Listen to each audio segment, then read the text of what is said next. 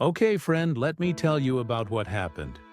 It's been a wild ride, honestly. Like something out of a bad movie, but totally real. Grab a coffee, this is a bit of a story. You know how I worked for Sterling and Finch, Isabella's, family's company? Been there for years. Felt like my life, you know? Long nights staring at spreadsheets till my eyes burned. Endless meetings with suppliers where I had to bite my tongue just to keep the peace. Every bit of energy I had went into making that place grow. It wasn't just a job, not for me. It was a promise I made to Isabella when we got married. A way to finally feel like I belonged in her world, which, let's be honest, was a whole different universe than mine. So that morning, when Isabella and her sister Victoria called me into the big fancy boardroom, the one with the ridiculously long table and the view of the city, I figured, okay, this is it. We're finally talking about the new expansion plans I'd poured my heart into. I walked in with this stack of papers, charts, figures, ready to dive in. But the air in that room, it felt wrong. Heavy. Cold. Isabella was sitting there, arms crossed, her face just blank, like she was looking at a stranger, not her husband of 8 years. And Victoria, leaning back in her chair, had this smirk, like she'd just won something. "Alex," Victoria started, her voice sharp and icy, cutting through the quiet. "We're letting you go. We don't need lazy people dragging us down." Lazy? The word slammed into me, like a physical blow. Lazy? I was up until 2 a.m. the night before, fixing a massive deal they'd almost botched. I swear my head was still spinning from lack of sleep. I glanced at Isabella, desperate for her to say something. Anything. Defend me. Tell Victoria she was crazy, just acknowledge me. She didn't. She just stared at the polished table, her fingers tapping this little rapid rhythm, like this whole thing was just a minor inconvenience. My chest tightened. It felt like someone was squeezing my heart. But weirdly, I didn't argue. I didn't yell. I just forced this polite smile. The kind I'd used 1,000 times over the years at Sterling and Finch to smooth things over, keep the peace. I nodded once, a slow, controlled nod, and said, "All right, good luck." Then I turned around and walked out. My footsteps echoed in that sudden, stunned silence they left behind. The rest of that day, it's just a blur. Driving home was weird. My hands were slick on the steering wheel, sweating without me even realizing it. Our house, hers really, with its cold marble floors and ceilings so high they felt distant, felt even emptier than usual when I stepped inside. I dropped my keys on the counter. They made this sad little clatter and just sank onto the couch. Stared up at the perfect, emotionless ceiling. How could she do that? After 8 years of marriage, after all I'd poured into her family's company, all the sacrifices she just let Victoria fire me like I was some random guy they hired off the street last week. It hurt. God, it hurt so much. My phone buzzed in. My pocket. It startled me, pulling me out of this awful spiral I was falling into. It was a text from Leo, the company accountant. He'd been with me through countless late-night budget crunches. Loyal guy. Heard what happened, it read. Something tells me they didn't actually read your contract. I frowned, pulling the phone closer, rereading the words. My contract? I hadn't thought about that thing since I signed it years ago. Back when Robert, Isabella's dad, was still running things. He was the one who brought me in, trusted me. What did Leo mean? I typed back quickly. What's in it? But he didn't reply right away. I leaned back against the cushions, the gears in my head starting to turn for the first time all day. If there was something in there, something they had missed, maybe this wasn't totally over. I got up feeling restless and poured myself a glass of cold water. Tried to shake off the sting of Victoria's word. Lazy. Me? I'd rebuilt their entire supply chain from scratch when it collapsed 3 years ago. I'd landed that huge Evergreen Corp account, the one that kept us afloat during that really rough patch. And Isabella, she knew all of it. She'd seen me stumble home completely exhausted, smelled the stale coffee and office air on me. She'd kissed me goodnight when I fell asleep at the kitchen table with my laptop still open, spreadsheets on the screen. Yet today, she didn't even look at me. I took a sip of the water. It was cold, but it did absolutely nothing to cool the heat building in my chest. Was this her idea? Did she want me gone too? Or was she just too weak to stand up to Victoria? I honestly didn't know which possibility hurt more. My phone buzzed again. Leo, check the merger clause from the Nexus Innovations deal 5 years back. You're still tied to it. The Nexus Innovations deal. Right. About 5 years ago, we acquired this small tech firm. It was meant to boost Sterling and Finch's patents, give us an edge. I was neck deep in it, remember? Negotiating the terms, the legal stuff, while Robert clapped me on the back, called me his right hand. A merger clause.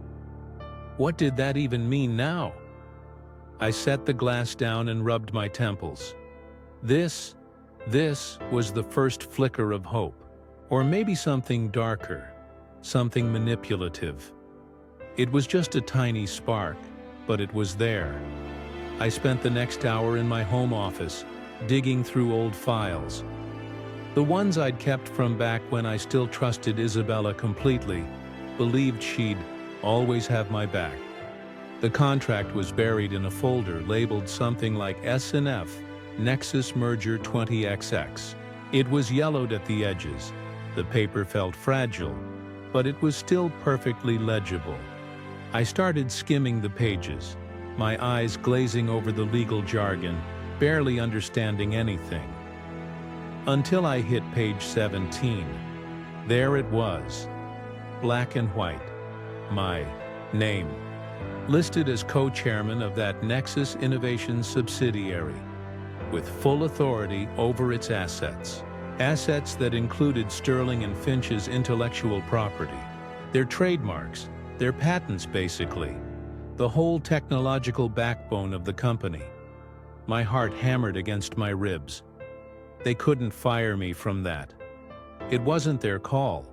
It wasn't Victoria's call. It wasn't even Isabella's call. I sat back, staring at the paper. A slow smile started to spread across my face. Not the polite fake one from the boardroom. This one felt real. It felt dangerous. They'd made a mistake. A massive, colossal mistake. And they didn't even know it yet. I picked up my phone and texted Leo. Found it. Page 17. What now? His reply came back fast. Sit tight. Let them figure it out. I leaned back in my chair, the weight of the day, that heavy, crushing feeling starting to shift. They thought they'd just cut me loose, like trimming a dead branch. But instead, they just handed me the rope. All I had to do was wait. The morning after they fired me, I woke up to the sound of my phone ringing. It was loud in the quiet house, cutting through the stillness like a knife. I rolled over. The bed was cold on Isabella's side. Of course, she hadn't come home last night, probably crashed at Victoria's place, celebrating their little victory. The screen lit up with Robert Finch, her father's name. The man who'd built Sterling and Finch from nothing. The man who'd seemed to trust me when I married into his family. I hesitated, my thumb hovering over the answer button. What did he want? To apologize? To gloat? My voice felt rough from sleep when I finally answered. Hello? His voice boomed through the line, loud and furious, like a storm rolling in. Alex, why the hell did they fire you? Haven't they read the damn contract? I froze, the words sinking in slowly, heavily. Robert didn't know. He hadn't been in that boardroom. He hadn't seen Isabella's blank stare or Victoria's nasty smirk. I let the question hang there, not sure how to answer, or if I even should. I don't know, Robert, I said finally, keeping my voice steady, neutral. You'd have to ask them. He swore under his breath. Something about those girls and ruining everything. But I barely heard him. My mind was already racing back to that merger clause Leo tipped me off about, the one buried in my contract. Robert's anger, it meant something big was happening, and I had a feeling I was holding the key to it. I got out of bed, the floor cool on my bare feet, and shuffled to the kitchen. The phone was still warm in my hand from the call. The house felt too big, too silent. No Isabella's usual chatter. No clink of her coffee mug. I made myself a pot of coffee, the smell filling the air as I replayed Robert's words. Haven't they read the damn contract? He sounded panicked, not just mad, like he knew something they didn't. I poured a cup and sat at the kitchen table staring out the window at the gray sky. Yesterday, I was blindsided, kicked out like yesterday's trash. But now I was starting to see the cracks in their little plan. That Nexus Innovations deal from 5 years ago wasn't just some forgotten footnote. It was a lifeline, and I was still tied to it. Co-chairman of the IP holding company, with control over everything that made Sterling and Finch worth a damn. Took a sip. The bitterness of the coffee matched the taste in my mouth from how they treated me. If Robert was this worked up, it meant Isabella and Victoria had absolutely no idea what they'd stepped into, and I wasn't about to tell them. My phone buzzed again. A text from Leo this time. Robert just called me too. He's losing it. Said, the girls screwed up big time. I smirked, typing back. He called me first. What's he saying exactly? Leo's reply came quick. Kept asking about the merger terms. Think he's worried about the patents. The patents, of course. Sterling and Finch wasn't just a name. It was a brand built on tech designs, trademarks, intellectual property, all locked up in that subsidiary I'd helped acquire. Without my signature, they couldn't license anything, couldn't move forward on new deals, couldn't really do anything with their core assets. I set the phone down and leaned back, the coffee warming my hands. Yesterday I felt like a fool, walking out of that boardroom with my tail between my legs.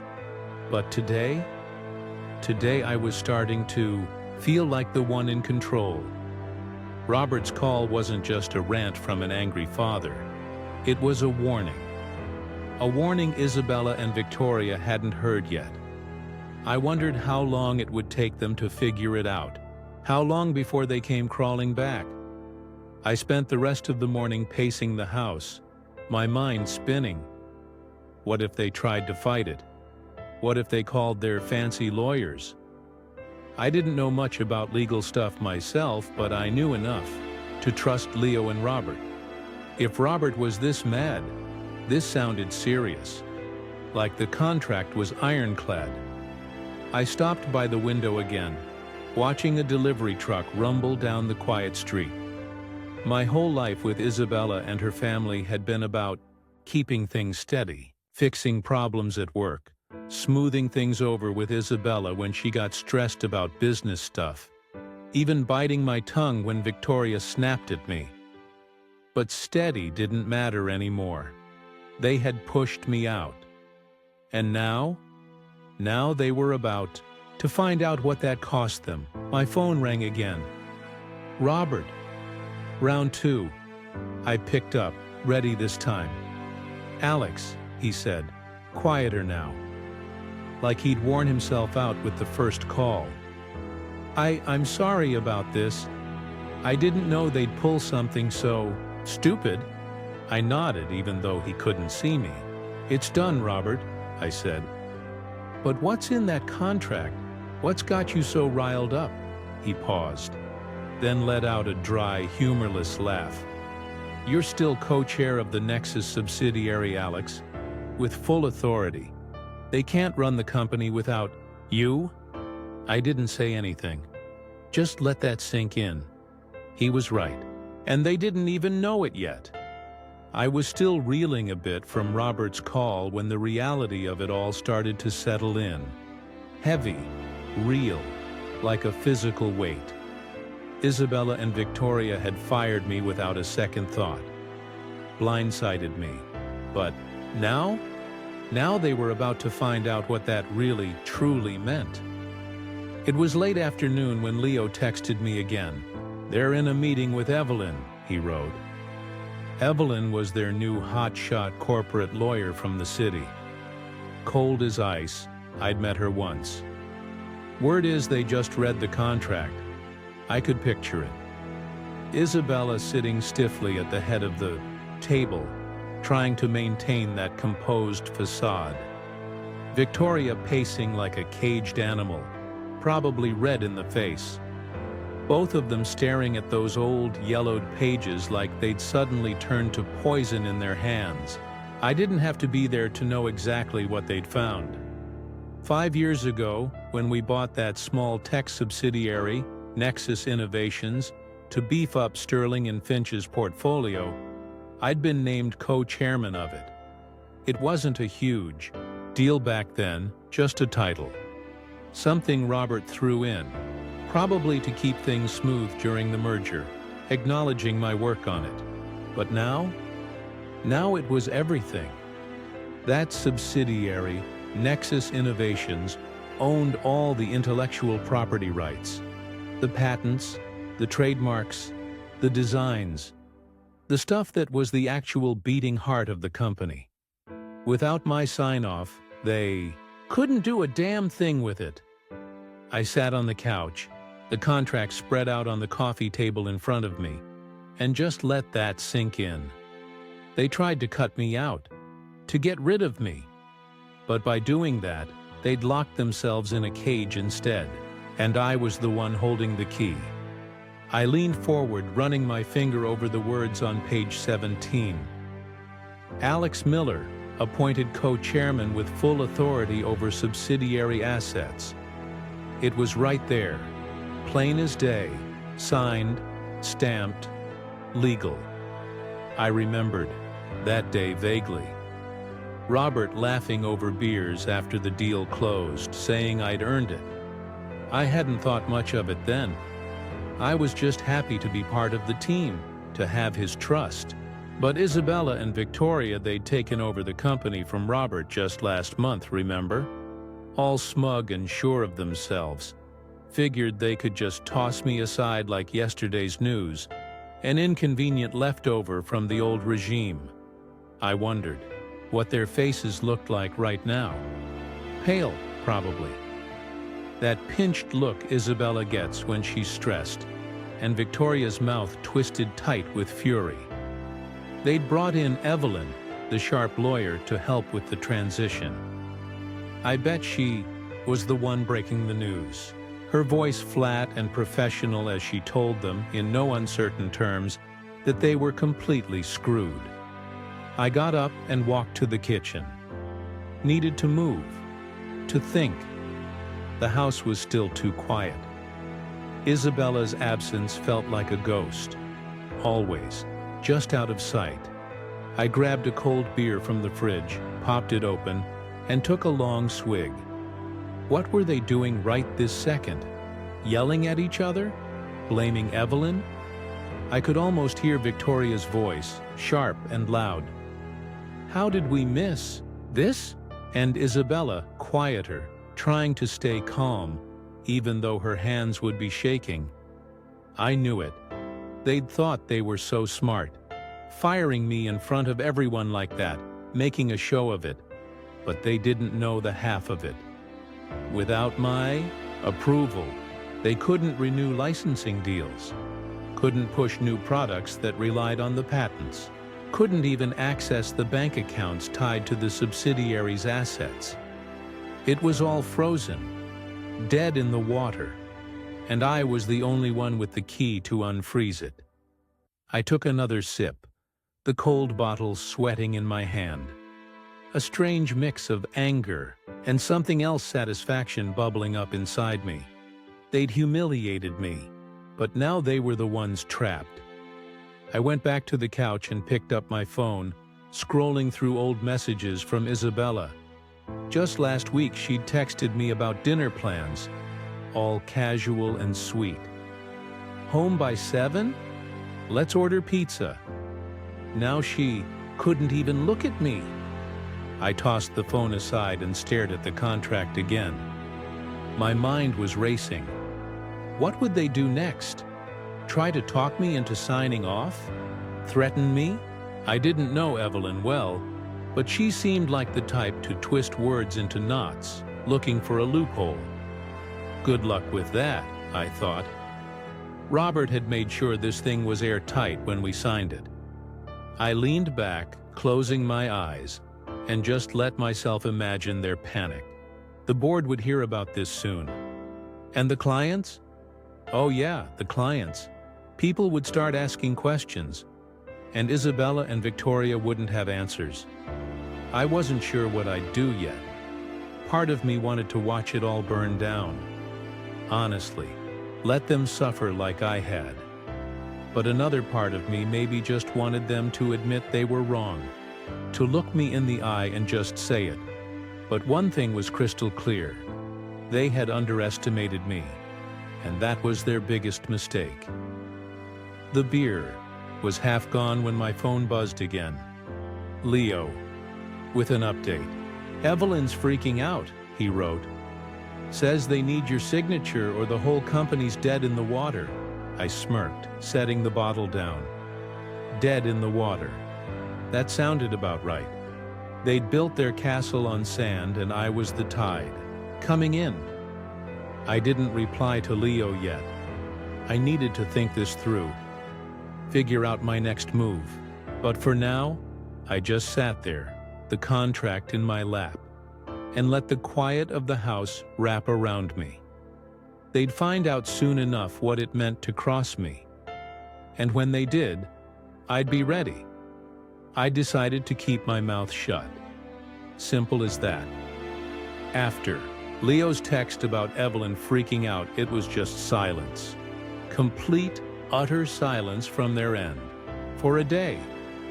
Then my inbox started lighting up. First came an email from Victoria. Short and snippy, just like her. Like she was doing me a favor. "Alex, we need to discuss your exit terms. Call me." Exit terms? I almost laughed out loud. She still thought she was in charge, that I was just some loose end she could tie up with a quick phone call. I didn't reply. Deleted it without a second thought. Then Isabella texted. Her words were careful, like she'd rehearsed them. "Can we talk? This got out of hand." Out of hand? Seriously? She'd sat there, silent and blank-faced, while her sister called me lazy and kicked me out of the company I'd helped build. I stared at the message for a minute, my thumb hovering over the screen, but I didn't type anything back. I tossed the phone onto the couch and walked away. They didn't deserve my words, not yet. If they wanted to squirm, I'd let them. I had the upper hand now, and I wasn't about to give it up just because they were starting to sweat. I needed to clear my head, needed to get out of that silent house. So I drove into town, The familiar streets blurred past as I replayed everything in my mind. The contract, Robert's call, Leo's updates. It was all piling up, creating this massive leverage, but I wasn't ready to act. Not until I knew exactly what kind of mess was happening on their end. I pulled into a little coffee shop. Used to come here sometimes with Margaret, Robert's old assistant, back when we'd grab lunch between meetings. She'd always been nice to me, said I was the only one who treated her like a person instead of just a secretary. On a whim, I called her. "Alex?" she answered, her voice warm and surprised. "Oh, Alex, honey, I heard what those girls did. Are you okay?" I smiled, despite everything. "I'm fine, Margaret. Just figuring things out. What's the word over there? What's going on?" She laughed, a low, knowing sound. "Chaos, honey. Absolute chaos." She told me everything. Clients calling non-stop, completely confused about delayed contracts and approvals. Suppliers were holding shipments, refusing to send anything without official sign-off from the IP holder. Investors were spooked, whispering about pulling their money out. "They're running around like headless chickens," she said. "And that lawyer? Evelyn? Oh, she's snapping at everyone, but she's got no answers. No answers at all." I ordered a coffee while we talked, the barista sliding it across the counter with a nod. I took a sip, letting Margaret's words paint the picture for me. Chaos. Good. They brought this on themselves, thinking they could just toss me aside and keep everything running smooth. I thanked her and hung up, settling into a corner booth with my drink. The place was quiet. Just a few people tapping away on laptops, the gentle hum of the espresso machine in the background. I leaned back, staring out the window at the gray, overcast day. Isabella's text kept nagging at me, though. This got out of hand, like it was an accident, like she hadn't made a choice to sit there and let it happen.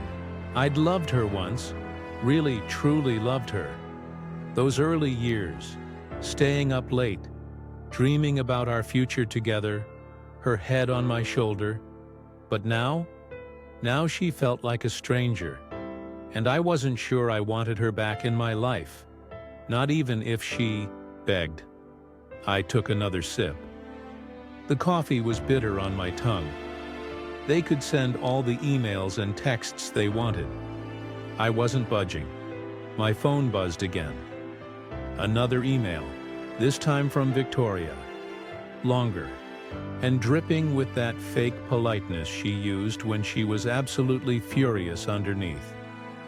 "Julian, oops, Alex. We are trying to resolve this amicably. Ignoring us is not helping. Let's meet and sort it out." Amicably? Right. Like firing me in front of the entire board was amicable. I deleted it without a second thought.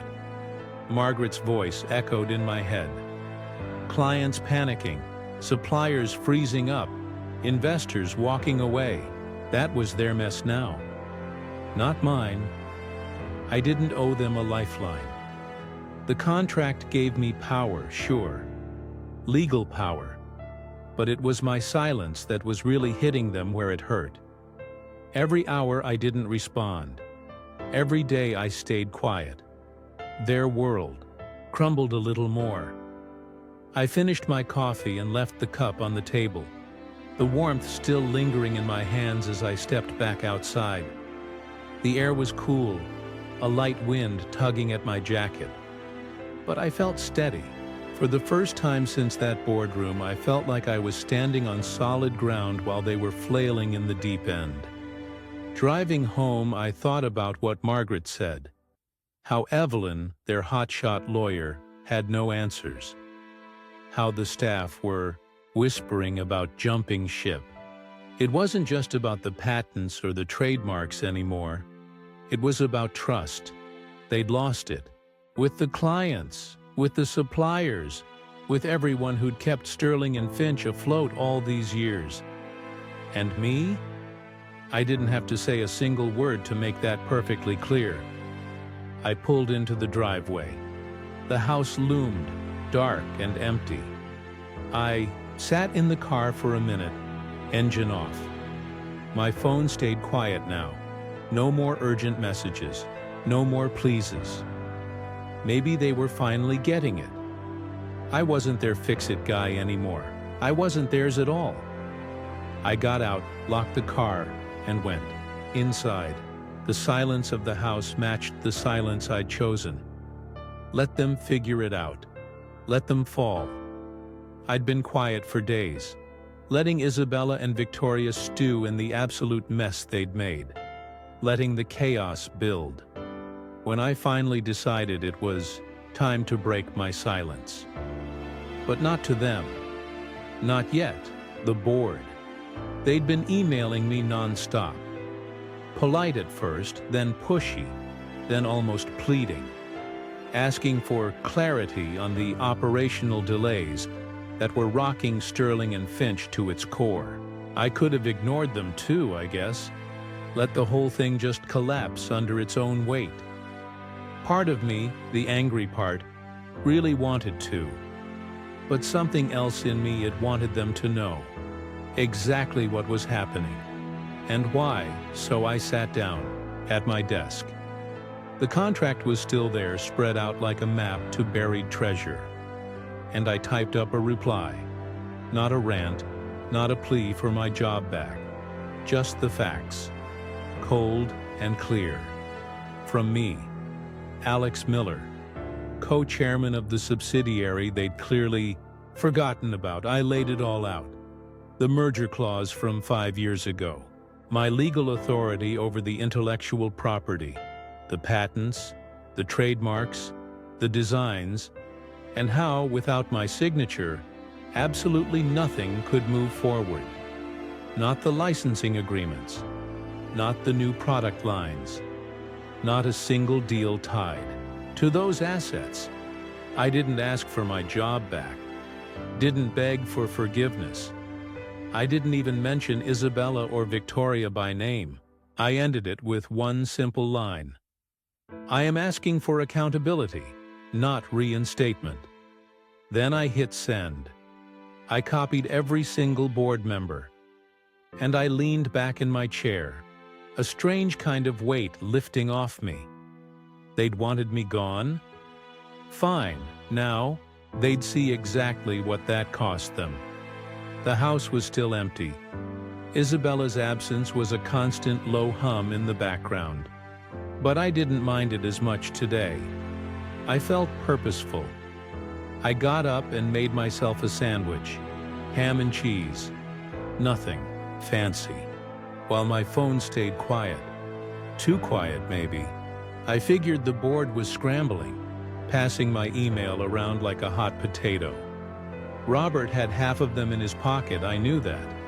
Old-timers who'd watched me grind for years.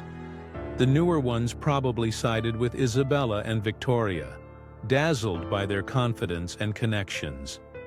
My email? It would split them right down the middle. And I was perfectly fine with that.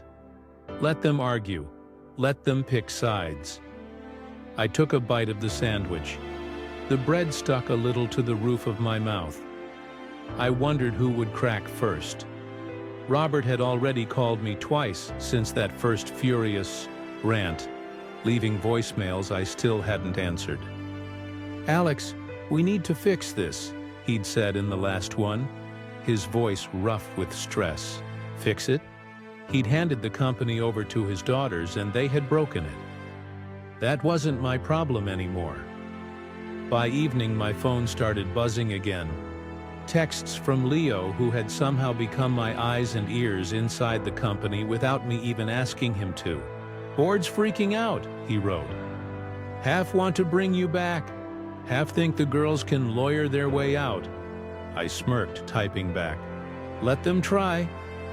Evelyn might be sharp, but she couldn't rewrite a contract that had been signed, sealed, and witnessed years ago.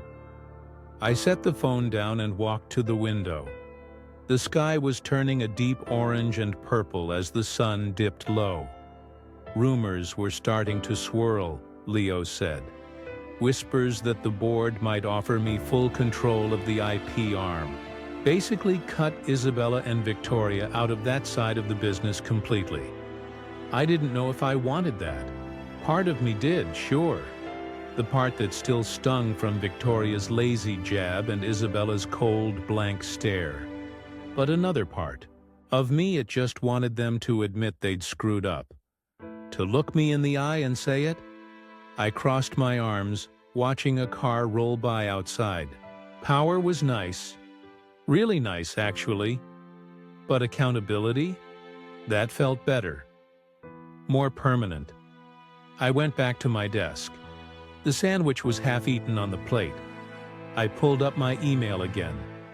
Replies were trickling in now. Careful ones, like they were afraid to pick a side, waiting to see which way the wind blew.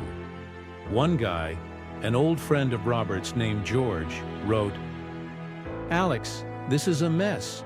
We didn't know about the clause. What do you want out of this?" I didn't answer. What did I want? I wasn't sure yet. Yesterday, I would have been happy just watching them sink. But now, with the board dangling options, I had to think bigger. I leaned back, rubbing my eyes. The company was paralyzed. Clients were stalling deals. Suppliers were holding back shipments, all because Isabella and Victoria thought they could just run it without me. My email hadn't just stirred the pot, it had tipped the whole thing over. I could almost hear their voices in my head. Victoria yelling, Isabella trying desperately to stay calm. And it almost made me smile. Almost. The night stretched on.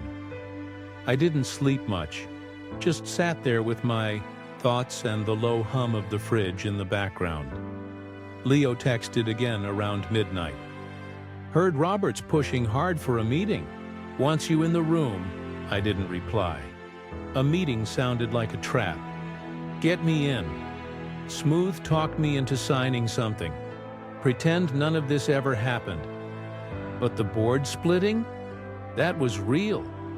If Robert's half went through with this, I could come back, on my terms, not theirs. I got up, grabbed a glass of water, and stood in the kitchen. The cold tile under my feet grounding me. They'd fired me like I was nothing. But now I was everything. The leverage was mine, and I wasn't giving it up cheap. Let them fight it out. Let them beg. I'd wait. I was in the middle of making coffee the next morning, the pot gurgling on the counter, when my phone rang. Isabella's name flashing on the screen. I stared at it for a second. The sound cut through the quiet like a warning. She hadn't called since the firing. Just those careful texts I'd ignored. Part of me wanted to just let it ring, keep the silence I'd been holding on to so tightly. But curiosity, it got the better of me. I picked up, keeping my voice flat. "Yeah?" There was a pause. A long one. Then her voice came through, softer than I expected, strained, like she hadn't slept in days. "Alex, can we meet? Please?" I didn't say anything right away. Just let her words hang there in the air. Meet? After everything? I could hear the desperation under her tone, the crack in that cool, composed front she always tried to maintain. "Why?" I asked finally, leaning against the counter. She sighed, a shaky sound. "This whole thing, it's a misunderstanding. I want to fix it. A misunderstanding." I almost laughed, but I didn't. I just said, "Okay, noon. That little place on Elm Street, the one we used to go to." She agreed, quickly, like she was afraid I'd change my mind. "Yes, okay. Thank you, Alex." And she hung up. I set the phone down, the coffee smell filling the air, and wondered what she'd try to pull. I got to the restaurant early. That little spot we used to go to back when things were good. Tables with soft lighting, the kind of place that felt warm and welcoming once. Now, it just felt like a stage set for whatever this was about to be. I sat in a corner booth, sipping water, watching the door. Isabella walked in right on time. Her coat pulled tight around her. Her face was pale, tired. She saw me and forced to smile, the kind that didn't reach her eyes at all. Then she slid into the seat across from me. "Hey," she said, her voice light, like we were just meeting up for a casual lunch. I nodded, keeping my expression blank. "Hey." She fidgeted with her napkin, picked at the edge. Then she leaned in a little. "Alex, I'm sorry about how this went down. It wasn't supposed to be like that." I raised an eyebrow, waiting. She kept going, her words tumbling out now. "Victoria, she pushed for it, and I didn't know how to stop her. She convinced me it was best for the company. Evelyn said it was perfectly legal. We can work this out, right? You don't have to freeze everything." I listened. My hands were resting flat on the table. I wasn't smiling, wasn't moving. She was trying to charm me, just like she used to when she'd messed up. Big eyes, soft voice, all of it. But it didn't hit the same anymore. It just felt hollow. The waiter came by. She ordered a salad, her fingers twisting the menu before she handed it over. I got a burger, kept it simple. When he left, she tried again. "We need you, Alex. The company's a mess without those approvals. Clients are furious. Suppliers are stalled. Can't we just put this behind us?" I took a sip of my water. Let her stew for a second. Then I heard Victoria's voice in my head. "Lazy." And I saw Isabella's blank stare from that day. I set the glass down. Slow, deliberate. "A mess, huh?" I said. My voice was low, quiet.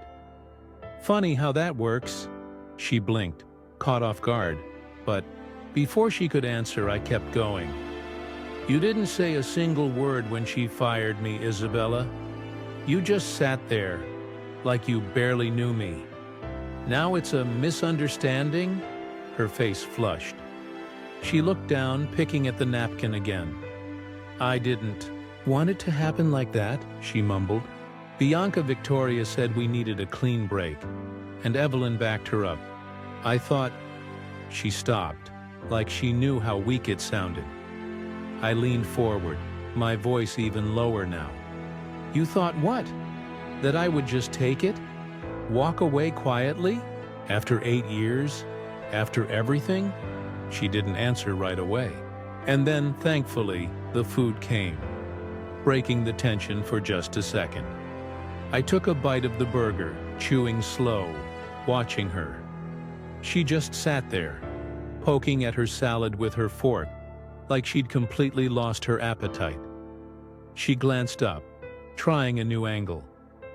"Victoria's the one who pushed it, Alex. She convinced me it was best for the company. Evelyn said it was legal." I swallowed, setting the burger down, looked her dead in the eye. "Evelyn's wrong, and Victoria doesn't get to pin this on anyone else. You were both there. You both signed off on it. You made the decision." Her eyes widened, like she hadn't expected me to push back so hard, to not just roll over and accept her flimsy excuses. "Alex, please," she said, her voice cracking. "We can fix this. Just sign off on the IP stuff, unfreeze everything, and we'll figure out a role for you." A role? Like I was some kid begging for a spot on the team? Like I needed their charity? I wiped my hands on a napkin, taking my time. "You fired me like a stranger, Isabella," I said. My voice was calm, even. Now deal with the consequences. She went still, her fork halfway to her mouth. Then she set it down slowly, looked at me. "You're really going to let the company fall apart?" she asked, almost whispering now. I shrugged, picking up my burger again, took another bite. "Not my call anymore, Isabella. You made it yours, both of you." She just stared at me, like she was seeing me for the first time. The man I was now, not the guy she married or the employee she dismissed. And I could tell. She didn't know what to say. The charm wasn't working. The excuses were running dry. I finished my burger while she sat there, poking at her salad. The silence between us was thick, heavy. When the check came, I paid for just mine, slid the cash onto the table, and stood up. "Good luck," I said. The exact same words I'd said in that boardroom. And I walked out. She didn't follow me. I didn't look back. I woke up the next morning with Isabella's words still rattling around in my head. "You're really going to let the company fall apart?" She'd said it like I was the one responsible for breaking everything, not her and Victoria with their stupid, short-sighted power play. I rolled out of bed. The sheets were tangled from another night of tossing and turning. Made my way to the kitchen. The house felt emptier every day, but I was getting used to it. Brewed some coffee, the hiss of the machine filling the silence, and decided it was time to stop waiting. They weren't going to fix this themselves. They needed a harder push. So I sat down at my desk, pulled up the contract again, and drafted a notice. Not to Isabella, not to Victoria, not even to the board directly this time, but to every single partner Sterling and Finch worked with. Clients, suppliers, licensors, the whole list. I kept it simple, direct. All licensing agreements and contracts tied to the Nexus Innovations subsidiary, frozen, effective immediately, until new terms were negotiated. No threats, no drama, just the truth. I was the co-chairman, and without my say-so, nothing moved. Period. I hit send, copied the board, just so they knew I wasn't playing games anymore, and leaned back, the coffee mug warm in my hands. Let's see how they handle that. The day went quiet after that. No calls, no texts, just the hum of the fridge and the occasional car driving by outside. I figured they'd need time. Time for the emails to land, time for the news to spread, time for the panic to really set in. I wasn't wrong. By afternoon, my phone started lighting up like a Christmas tree, not from Isabella or Victoria, but from the clients.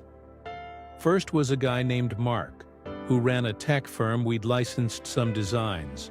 2. "Alex, what is going on?" he asked, his voice tight with stress. "We can't get approvals for our next production run. Everything's stalled." I kept my tone calm. Professional.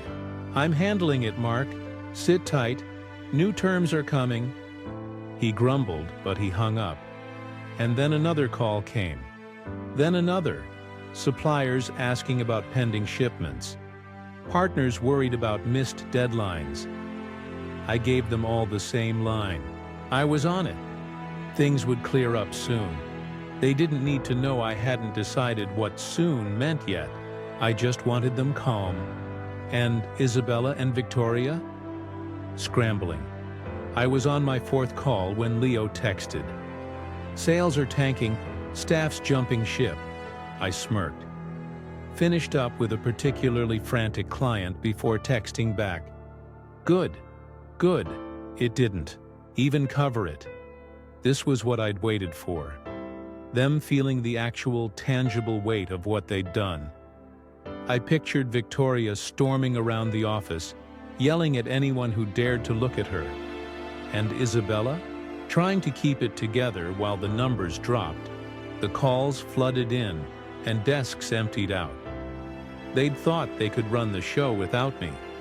But now, desks were emptying out, deals were stalling, and I was the one getting the calls. One message stuck with me though, not from a client, but from Chloe, a department head I'd always liked and respected. She texted out of the blue, "Heard what's happening, Alex. If you start something new, I'm in." I stared at that for a minute, my thumb hovering over the screen. Start something new. I hadn't thought that far ahead. Not really, but the idea had stuck. It felt right. I replied, "Appreciated, Chloe. I'll keep you posted," and set the phone down. My mind was starting to spin in a different direction now. By evening, the fallout was painfully clear. Leo called, his voice buzzing with energy. "Alex, it's bad over there. Really bad. 2 sales guys quit today, and a huge client just pulled out completely. They're blaming Evelyn now. She's out the door too." I leaned against the kitchen counter, the room dimming as the sun set outside. "Evelyn's gone?" I asked, genuinely surprised. She seemed so confident, so Teflon. "Yeah," he said. "Victoria threw her under the bus, said the firing was Evelyn's idea. She gave the legal okay. Evelyn's packing up tonight, apparently." I shook my head. Almost felt sorry for her. Almost. She'd been part of it, hadn't she? Pushing that legal line to Isabella and Victoria. But now she was just another casualty. I thanked Leo and hung up. Grabbed a beer from the fridge. The cold glass felt good in my hand as I walked to the living room and sank into the couch. The company was collapsing, piece by piece, and I'd barely lifted a finger. That notice I sent? Short, sharp, straight to the point. It had done the work for me. I took a swig. The bitterness matched the mood. Isabella's face from lunch flashed in my mind. Pale, pleading, trying to charm, her way out of the mess. She hadn't called since. Neither had Victoria. Maybe they were too busy fighting each other now. Or maybe they were finally getting it. I wasn't playing their game anymore. Chloe's text kept nagging at me though. Start something new. Could I? Could I take the IP assets? The clients who were reaching out? The people like Chloe who'd follow me and build something better? Something mine? I leaned back, staring at the ceiling. The company was falling apart. Yes, but I didn't want it to just die. Not really. I wanted it to hurt them first, make them understand. And then I wanted it to rise again. On my terms. I finished the beer and set the bottle down. The quiet settled in again. They'd feel this tomorrow, and the next day, and the day after that. And when they were done falling, I'd be ready to stand up. I was halfway through breakfast, scrambled eggs and toast. Nothing special, when my phone rang again. Robert's name popped up on the screen, and I knew. This wasn't just another frustrated rant. This was different. I wiped my hands on a napkin and answered. Kept my voice steady. "Hey, Robert." He didn't waste time. "Alex, we've got an emergency board meeting tomorrow, 9 a.m. I need you there, not as an employee, as the executive chairman of the IP holding. Can you do it?" I paused. The fork halfway to my mouth. Executive chairman. Not back to my old job. Not begging for scraps. But a seat above Isabella and Victoria. With real power, real authority. I set the fork down slowly. My mind racing. "What's the deal?" I asked. He sighed. Heavy. Tired. "The company's bleeding out, Alex. Fast. Clients are gone. Staff's leaving in droves. And the board is done with the girls' mess. We're voting on new terms. Victoria's out of client operations entirely. Isabella's stepping down to COO, reporting to you effectively. You in?" I leaned back in the chair. It creaked slightly under me. This was big. Bigger than I'd even hoped for. This was it. "Yeah," I said finally. My voice felt strong. "I'm in. But it's on my terms, Robert." He laughed. A short, rough sound. "Good. See you tomorrow." He hung up. And I just sat there, the eggs going cold on my plate, feeling the shift happen right under me. The rest of the day I kept busy, cleaned the kitchen, mowed the lawn, anything to keep my hands moving while my head processed everything. Robert was basically handing me the reins, or at least a big chunk of them. Victoria out of client-facing stuff meant she'd be completely sidelined, probably stuck in some back office if she stayed at all. Isabella as COO, she'd hate reporting to me. Absolutely hate it. But she'd have no choice.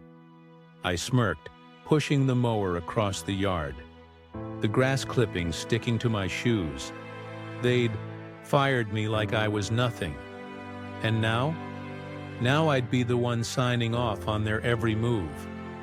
It wasn't revenge. Not yet. But it was close. I finished up and went inside.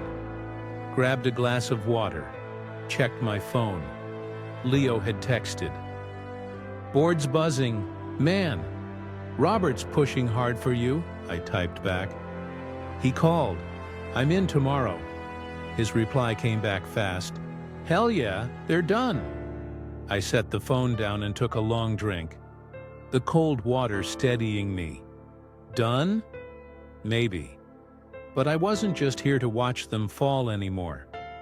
I wanted to build something out of it. Something better. The meeting was early, 9 a.m. sharp. I got there on time, dressed sharp, suit, tie, the works. The boardroom felt different now, not like the place where they'd kicked me out. I walked in, head up, saw the faces turn, some surprised, some looked relieved actually. Robert sat at the head of the table, his jaw tight. He nodded at me. Isabella was there, pale and quiet, her hands folded in front of her on the table. Victoria sat next to her, arms crossed, glaring at me like she could burn a hole through me with her eyes. I took the seat Robert pointed to, right near him, and waited. He started fast. No preamble. "We're here because Sterling and Finch is dying," he said. His voice cut through the room. "Alex's notice froze everything, and we can't move forward without him. I'm proposing he comes back as executive chairman of the Nexus IP arm. Victoria's off-client ops. Isabella's COO. We vote now." The room went still. Then hands went up. Robert's crew first, then a few others who'd been hit hard by the frozen assets. It passed. Quick and clean. Victoria shoved her chair back with a loud screech and stormed out. The door slammed shut behind her. Isabella didn't move, just stared at the table. I didn't say much during the meeting, just listened as Robert laid out the way: damage, lost deals, empty desks, angry investors. When it was my turn, I kept it short. "I'll unfreeze the IP when we've got new terms," I said. "Terms that work. I'm not here to sink this company. I'm here to fix it." Nods around the table, even from some of the ones who'd hesitated. Isabella finally looked up. Her eyes met mine for just a second before dropping again. She knew. It was over. Her big takeover. Her sister's grand plan. All of it. The meeting wrapped up. People filed out. Robert clapped me on the shoulder as he left. "Good to have you back, Alex," he said. I nodded. But I wasn't back. Not like before. This was new, and it was mine. Isabella lingered, gathering her things slowly, like she wanted to say something. I didn't wait. I stood up, walked out of the boardroom, left her there, and headed to my car. The air outside was cool. The sun was just starting to climb higher. I felt steady, grounded. Back home, I sat at my desk. The contract was still there, like a trophy. The vote was done. But the real work? It was just starting. I'd have to unfreeze the IP soon, get the clients back on board, stop the bleeding. But first, I needed terms, rules. Rules that kept Isabella and Victoria in check. Rules that made sure no one could ever pull this kind of stunt again.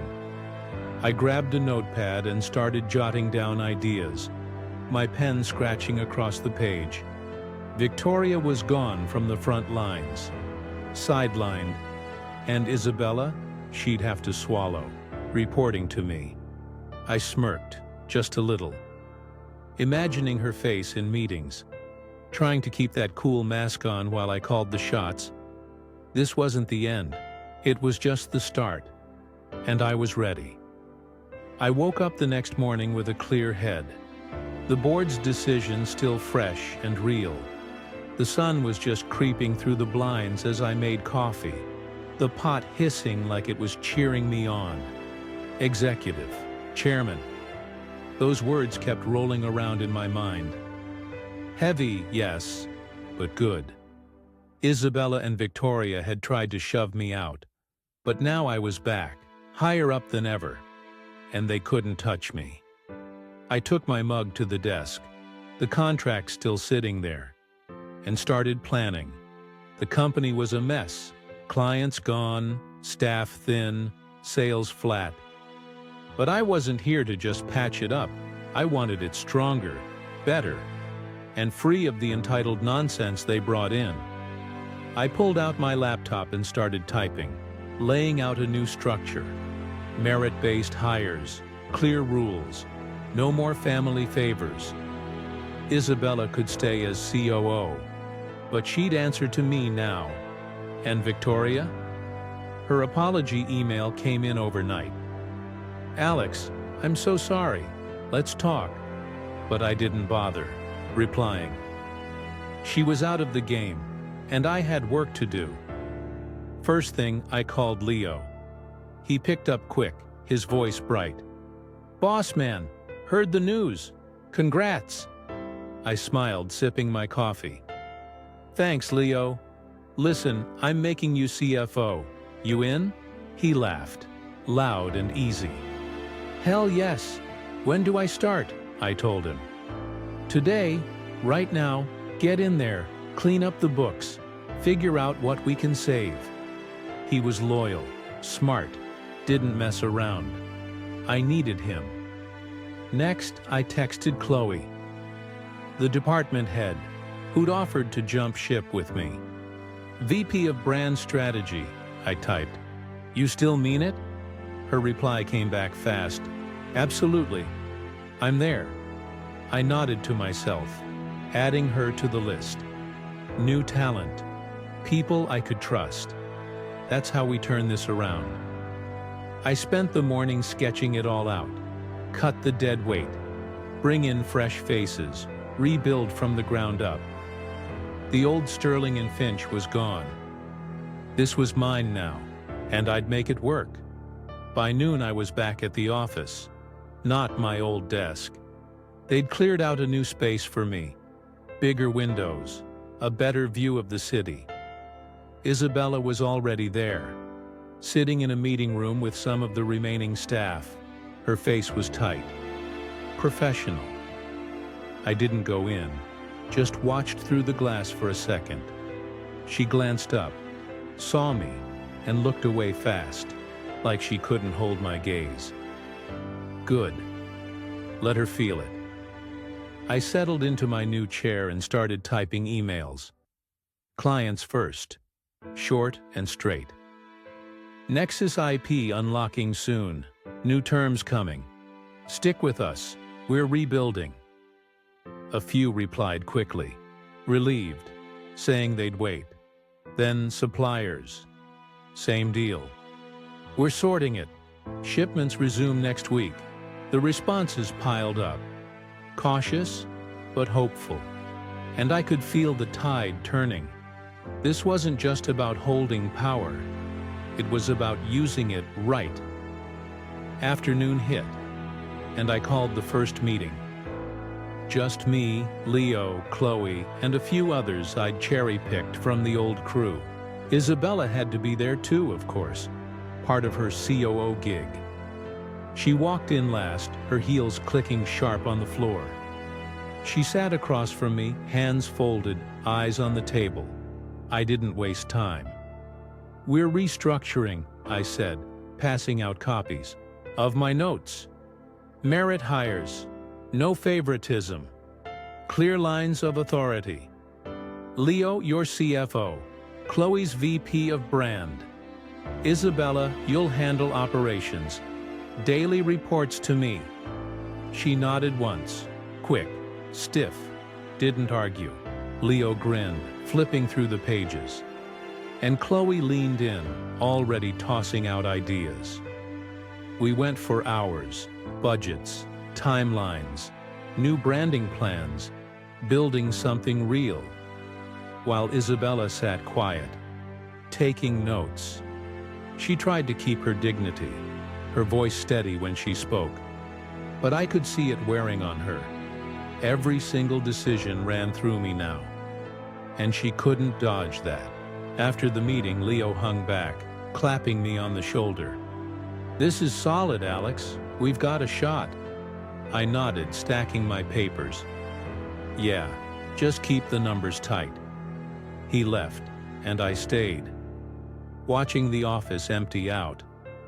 Isabella lingered too, gathering her stuff slow, like she was working up to something. Finally, she came over. Her voice was low. This is how it's going to be?" she asked. "You calling every single shot?" I looked at her. Calm, steady. "You wanted me out, Isabella. Both of you did. This is what you get instead." She swallowed, her jaw tight. Then she just turned and walked away. I let her go. The door clicked shut behind her. She'd stay in line. She had to, or she'd lose what little she had left. I wrapped up late, the sky dark outside, and drove home. The radio was off. Just my thoughts for company. The company was shifting. New blood, new rules, and me at the top. I'd given Margaret a call earlier, offered her a fat exit package to retire happy. She'd cried, told me I was the best of them. Maybe I was. I pulled into the driveway. The house was still quiet, but it didn't feel so hollow now. This wasn't about revenge anymore. Not really. It was about making something that lasted, something they couldn't ruin. I'd keep Isabella on a leash, ignore Victoria's groveling emails, and build it my way. Tomorrow I'd start again, and it would be better than they ever dreamed. I woke up early the next morning. The house was still dark outside, but I felt a quiet kind of strength settling in me. Something steady, like the ground after a storm has passed. Months had passed since that emergency board meeting, since I'd officially taken the reins as executive chairman.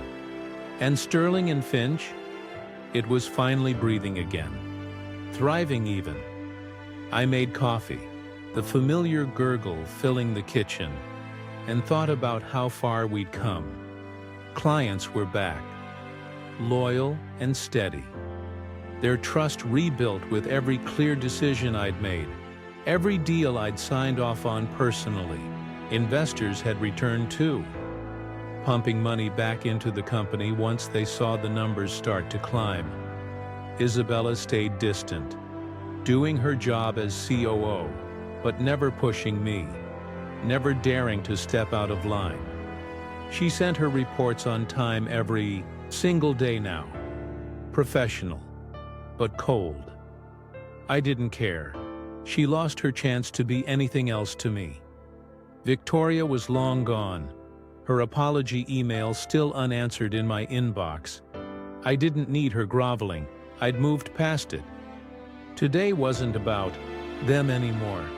It was about locking in a legacy, making sure no one could ever be tossed aside like I was.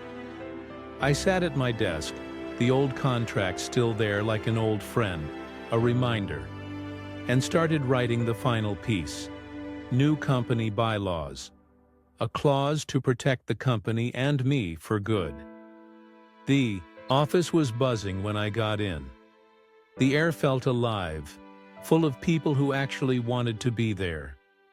Leo had the books in perfect shape, his grin wide as he waved me over. "Numbers are up again, Alex," he said, sliding a report across my desk. "Best quarter in years." I nodded, flipping through it. Sales strong, costs down, everything clicking. "Good work, Leo," I told him. And I meant it. He'd stepped up, just like Chloe had. Her new branding campaign was rolling out, smooth and sharp, pulling in clients we'd never touched before. I'd built a team, not a family dynasty. And it showed. Isabella was in her office, door closed, probably going over the ops reports I'd asked for. She sent them, always on time now. No excuses, turned back to my screen and kept typing. The bylaws taking shape. Rules for fair hires, clear lines of authority, and a legacy clause. Something that tied the IP, the core value, to merit. Not blood. No one would ever be able to pull what they did again. Mid-morning, I called a quick meeting. Just me, Leo, Chloe, and a couple of the board reps Robert had sent. Isabella had to sit in too, part of her COO gig. Her chair squeaked slightly as she settled across from me. I laid out the bylaws, kept it simple. "This protects us," I said, passing copies around. "No more power grabs. No more firing people without consequence. The IP stays with the company, yes, but only under leadership that earns it." Leo nodded, skimming the pages. "Smart, locks it tight," Chloe chimed in. "Clients will like the stability, knowing the core assets are secure." The board guys agreed. One scribbling notes, the other just saying, "Robert's on board." Isabella stayed quiet, her pen tapping the table. Once, twice, then stopping. I didn't look at her long, just enough to see her jaw tighten, then relax. She knew. This boxed her in, kept her from ever climbing back to where she'd been. Good, the vote was fast, unanimous, and I signed it right there. The pen felt heavy in my hand. It was done. Afterward, I walked the floor, something I'd started doing regularly, to keep things real, talking to the staff, hearing them out. They smiled now, not the fake kind from before, but real ones, like they trusted me. One guy, a new hire, stopped me. "Thanks for this, Alex," he said quietly. "It feels different here." I clapped his shoulder, said, "That's the point," and kept going. The place hummed, phones ringing, keyboards clicking, deals closing. I'd unfrozen the IP weeks after the board vote, renegotiated terms with the key clients myself, and watched it all snap back into place. Suppliers shipped on time. Investors called me direct. Now, and the company thrived. Not because of Isabella's name or Victoria's bluster, but because I'd made it work. I stopped by the big window looking out at the street below. The sun was high and bright. This was mine now, built on my terms. And it felt right. Evening came. I stayed late, finishing up emails, thank yous to clients, updates to the board. Isabella left without a word. Her office dark when I passed by. I didn't mind the quiet. It gave me space to think. The bylaws were filed, the legacy clause locked in. No one could be discarded. Not like I was. Not without a fight. I leaned back in my chair, the desk lamp casting a soft glow, and let myself smile. Not the polite fake one I'd used that day they fired me, but a real one. Small. Sure. Revenge hadn't been the goal. Not in the end. I'd wanted them to feel it, sure. And they had. Victoria sidelined. Isabella humbled. But this was better. I'd taken their mess and turned it into something stronger. Something that would last. I shut down my computer, grabbed my coat, and headed out. The office was silent behind me. Driving home, the city lights blurred past. I felt lighter than I had in months. The house was still empty, but it didn't weigh on me now. I'd rewritten the rules, set the terms, and yeah, I'd keep that polite smile ready for when I needed it. Tomorrow, I'd keep building, and they would never forget who held it all together. Share your thoughts below and don't forget to follow the channel for more deep and meaningful stories.